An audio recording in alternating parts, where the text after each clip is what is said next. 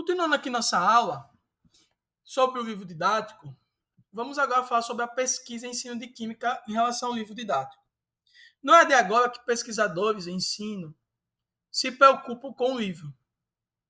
Vou destacar aqui algumas pesquisas, como por exemplo a da Rosalind Schnetzler, que fez uma pesquisa sobre o tratamento do conhecimento químico em livros didáticos entre 1875 a 1978. Também o Eduardo Mortimer faz uma análise da evolução do livro didático de química, sempre dando essa perspectiva para olhar do ensino. Alice Lopes também faz uma análise dos livros didáticos de química mais utilizados no Brasil entre 1931 e 1990, buscando sempre a pesquisa, olhando a questão do currículo, como o tratamento do conhecimento químico era avaliado.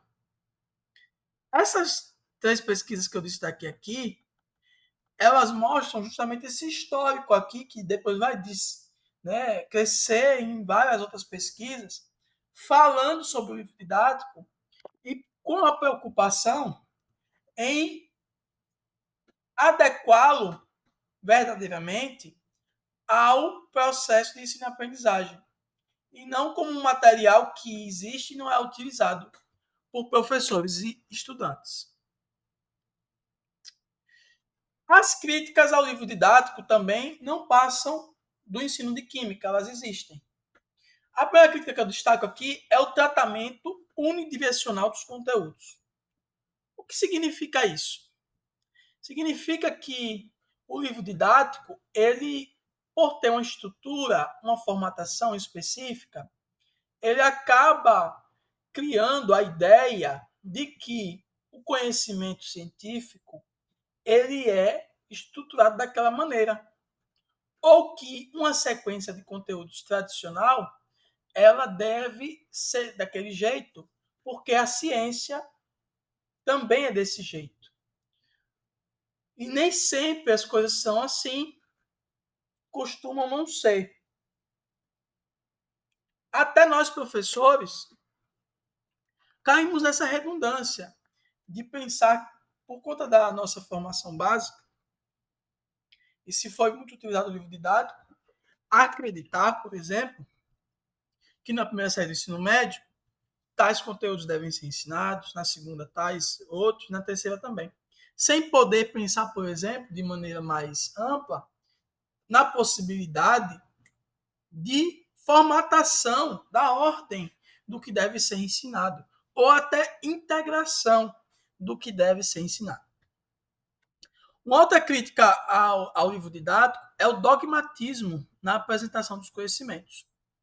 Como o livro didático ele tem essa função de ensinar, e se entende que o aluno está, a princípio, longe do professor para poder ali mediar o conhecimento, o livro didático precisa ser o mais afirmativo possível e propositivo. Então, isso acaba, de certa maneira, trazendo uma apresentação dogmática do conhecimento.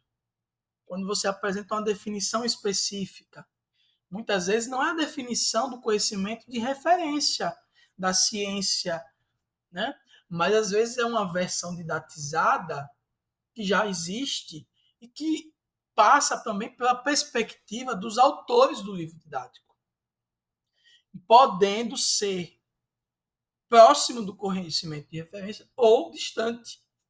E isso tem implicações à aprendizagem do aluno. Então, esse dogmatismo ele é um problema presente nos livros didáticos e que a gente pode superar ele trazendo definições que não tem como não ter mais definições que se aproximem do conhecimento científico de referência e que estejam alinhadas às perspectivas do ensino de química sobre concepções alternativas dos estudantes, sobre o ensino e aprendizagem e o olhar também do ensino sobre aquele conceito científico. A terceira crítica aqui que eu trago sobre o livro didático é a apresentação dos conhecimentos prontos e sem possibilidade de questionamentos. Isso tem mudado em algumas obras didáticas, mas geralmente o livro didático ele não, não, não tem abertura para o aluno pensar ou para fazer o aluno pensar. E isso faz com que o aluno ele ache que o conhecimento é daquele jeito, é só ele aprender e pronto, tentar absorver e pronto. E a gente sabe que a aprendizagem é um processo de perguntas e respostas. E quando a gente tira esse processo do perguntar, do questionar de um material didático como um livro didático, a gente acaba, né, gerando a ideia de que a aprendizagem é desse jeito. Alguém me ensina e eu trago para mim só aquilo que foi dito e pronto. E não é bem dessa forma, porque acaba virando memorização e não aprendizado.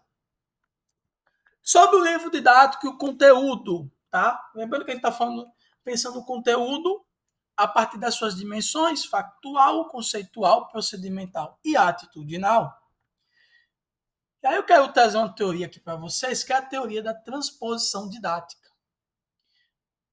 Também chamada de didatização. Tem uma autora do ensino de química, Alice Lopes, que usa o termo didatização, mas são termos diferentes para falar do mesmo fenômeno. Eu trago aqui a definição desse autor aqui, né, do Chevalier, que é um autor francês, que fala sobre transposição didática no ensino de matemática, mas que também vem sendo utilizado em outras áreas da ciência e da natureza, em que ele fala que é o que significa esse fenômeno de transposição. É o processo de transformar o saber científico no saber a ser ensinado. Nesse processo ocorrem deformações, supressões, acréscimos e criações didáticas. Então, entender esse processo é muito importante.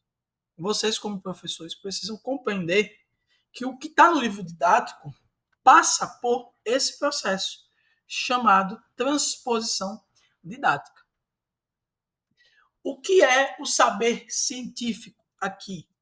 É o conhecimento de referência, que está nos artigos científicos, que está nos livros didáticos de nível superior, que está nos livros acadêmicos, que faz parte do debate consensual da ciência, daquilo que é aceito. Para fazê-los pensar, imaginemos que o conhecimento científico atual de referência em química, ele guarda muitas diferenças com aquilo que é ensinado no ensino médio, até mesmo com aquilo que é ensinado na educação superior. Por quê? Porque a ciência ela vai andando, progredindo, né, se desenvolvendo, e o debate vai acontecendo, as pesquisas vão acontecendo. O que a gente ensina no ensino médio é muito do que já foi conhecimento de ponta, ou como alguns chamam de fronteira, do passado, dos séculos XVI, né, pegando aqui, até o século XX. Tá? Então, muito do que a gente estuda, ensina no ensino médio, vem dessa época. E é o saber consolidado na ciência em que os químicos entendem que está definido. É esse e pronto. Né? Está definido. Então, gostaria que vocês pensassem isso e entendam dessa maneira esse fenômeno. A transposição didática serve também para avaliar como o saber sábio, que é esse saber científico, se transforma no saber a ser ensinado, que é o que vai para a sala de aula e o que vai parar no livro didático, nos programas de ensino, que é o currículo, e no livro didático, aqui que eu chamo de LD. A transposição didática ocorre de duas formas: interna, dentro da escola, na prática dos professores, nas decisões dos professores, com a coordenação pedagógica, com a direção, e na externa, chamada de noosfera, que é uma instituição invisível que reúne tanto a administração pública em geral, como instituições especializadas